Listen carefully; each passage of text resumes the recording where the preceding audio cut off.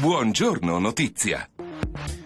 5 minuti dopo le 9, ancora buongiorno, torniamo in studio e parliamo di un anniversario importante. Oggi infatti 2 febbraio Catania ricorda l'ispettore Filippo Raciti. 10 anni fa il derby maledetto, titola Blog Sicilia, ricordare per non dimenticare, affinché quello che è accaduto la sera di quel maledetto 2 febbraio 2007 non accada più. E con questo spirito che Catania commemora il decennale della morte del sostituto commissario della polizia Filippo Raciti, medaglia d'oro al valore civile, morto durante gli scontri fuori dallo stadio Angelo Massimino durante il derby Catania-Palermo. Sarà ancora una volta un'occasione per non dimenticare, un'occasione per ricordare l'attività delle forze dell'ordine a difesa e a tutela dell'ordine pubblico. Come ogni anno, nel giorno della ricorrenza, insieme ai familiari e alla presenza delle massime autorità civili e militari, il questore di Catania, alla presenza del direttore centrale degli affari generali Filippo Dispensa, onorerà la memoria dell'ispettore Raciti. Alle 10 sarà deposta una corona di alloro davanti il monumento nello spiazzo della tribuna VIP dello stadio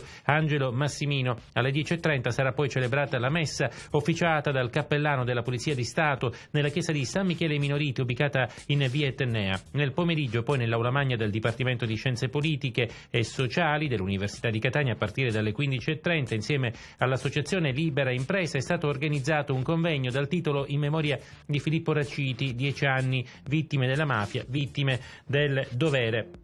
A proposito di questo convegno abbiamo chiesto ad uno degli intervenuti, Dario Montana di Libera, Associazioni Nomi e Numeri contro le Mafie, cosa è cambiato 10 anni dopo da quella tragedia. Sentiamo cosa ci ha detto nella seconda parte dell'intervista, della lunga intervista che abbiamo realizzato con Dario Montana.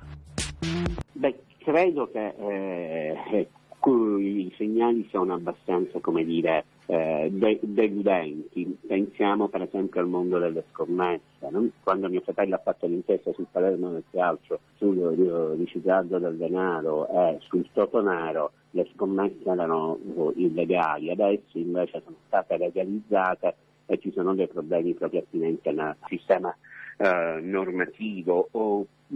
Infatti è di recente una direttiva comunitaria che cerca di regolamentare il settore.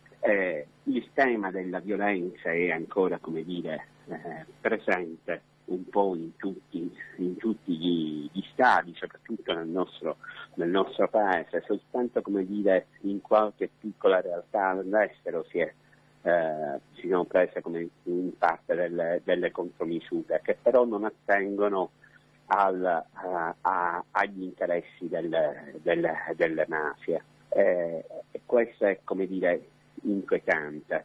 E la vicenda di Filippo è una vicenda che ci porta a interrogarci su tutti questi temi, a prescindere e partendo proprio l'episodio criminale che è frutto di un momento e di una situazione assolutamente particolare. La nostra sarà una discussione più a 360 gradi. Insomma, un'analisi abbastanza amara, quella che tratteggia il bilancio 10 anni dopo la morte di Filippo Raciti, quella che viene tratteggiata da Dario Montana di Libera, Associazioni Nomi e Numeri contro le Mafie, che interverrà all'appuntamento di oggi in programma nell'aula magna del Dipartimento di Scienze Politiche e Sociali dalle 15.30, insieme a Damiano Tommasi, presidente di Asso Calciatori, Pierpaolo Romani, direttore e coordinatore nazionale di Avviso Pubblico, autore del libro Calcio e Criminale, Marcello Cardona, questore di Catania, e Marisa Grasso in Raciti, appunto la vedova dell'ispettore.